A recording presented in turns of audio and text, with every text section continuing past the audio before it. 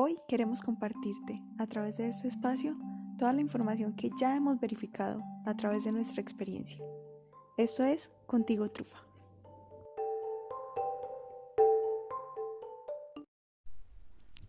Alguna vez leí un artículo que decía que yo no soy la mamá de mis perros, pero ellos sí son mis hijos. Y con todos esos nuevas palabras que utilizan ahora, perrijos, gatijos, yo no sé qué, me parece importante hablar sobre mi experiencia con esto. Y es que si bien ellos no son mis hijos, porque yo no los parí, ellos sí fueron mi elección. Yo los adopté a los 4 que he tenido, los he adoptado y los he invitado a ser parte de lo que es mi familia. Yo hace mucho tiempo no vivo con humanos, al menos no en la misma casa. Me independicé, fui grande, dije que quería vivir sola, pero en esa vivir sola, pues llegó Dado primero, luego llegó Uva, luego llegó Trufa y luego llegó Firo.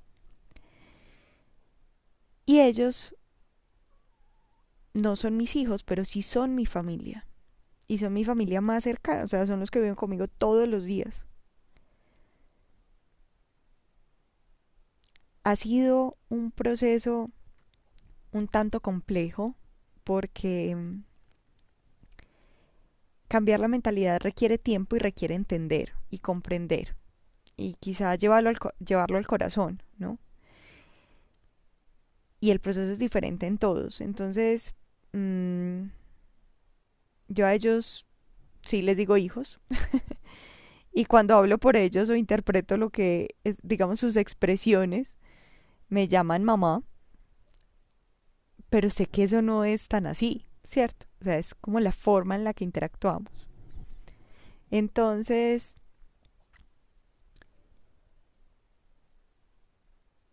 aprender a leer, cuando un niño nace, por ejemplo, un humano nace, sus papás, sobre todo su mamá, al principio deben aprender a leer qué necesita el bebé. Ahora, paradójicamente, las mamás siempre creen que los hijos necesitan comida, que es lo primero que ellas pueden dar, ¿cierto? O sea, para lo que están dotadas. Como somos mamíferos, entonces pues eso, digamos que hace parte del chip y la naturaleza. A veces los papás y sobre todo pues esos papás que se involucran en la crianza activamente aprenden a leer mejor sus hijos, entonces aprenden a diferenciar los llantos, entonces del llanto de comida, del llanto de pesadez, del llanto de se me mojó el pañal. Y al final lo que hacemos es una interpretación. Y a los bebés todo el tiempo les hablamos, pero ellos no nos están respondiendo con palabras, nos responden con gestos, nos responden con expresiones, quizá con algunos sonidos, pero no precisamente con palabras. Y eso es lo mismo que pasa con los animales. Ellos no te van a responder con palabras, pero sí te hablan, o sea, te responden de maneras que tú aprendes a leer. Entonces, digamos que tú como el humano que vives con ellos, aprendes a saber cuando tienen hambre, cuando quieren salir a hacer pipí, cuando están enfermos, cuando algo les pasa, cuando algo los asusta. Y creo que en esa medida es quizá donde podemos desarrollar un poco esas capacidades de mamíferos que tenemos, que no son necesariamente o que no se dan necesariamente o únicamente con humanos. Para mí es muy charro porque cuando Dado llegó, Dado era, pues, digamos, la primera experiencia con gato, entonces no era tan fácil para mí leerlo y no lo comprendía muy bien. Entonces para mí Dado no, pues, o sea, como que Dado me dijera mamá, no tanto, ¿sí? Yo soy su cuidador y de hecho una persona con la que trabajé me lo decía así y me pareció chévere porque pues al final yo no soy su mamá, yo soy su cuidadora o soy su tutora o soy la humana que está a cargo, pero no soy su mamá. Él tenía una mamá gata hermosa, pero yo no soy su mamá, yo soy la persona que comparte con él.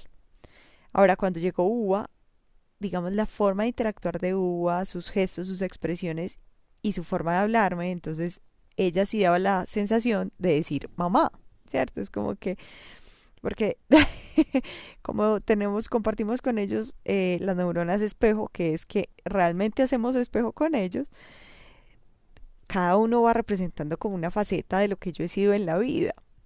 Y justo esta semana lo hablábamos con mi mamá. Y yo cuando era chiquita, y pues muchos de los humanos cuando somos chiquitos somos mamá, mamá, mamá, y llamamos mucho a la mamá. Y mi mamá me decía, Juli, no me llames tanto, ¿cierto? Entonces, así es Hugo a veces, o sea, es intensamente llamadora. Entonces es como esa representación de mamá, mamá, mamá, mamá, ¿cierto? Queriendo que yo le ponga atención a algo que ella, a una necesidad que necesita cubrir. Entonces, esta persona que escribió ese artículo, voy a dejar el link en Instagram para que lo vean. Mm, Me pareció muy interesante porque ella lo narra de esa manera. O sea, yo sé que ellos no son mis hijos, pero yo sí soy su mamá. Y ese yo sí soy su mamá quiere decir más, yo soy su cuidadora. Y pues definitivamente creo que un referente que tenemos la mayoría de las personas es una cuidadora, ¿sí?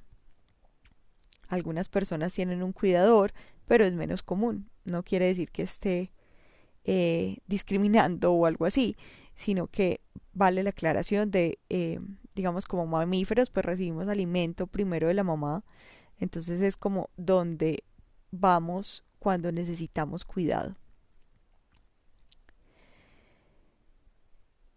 Al final, el tema de humanizar, no humanizar,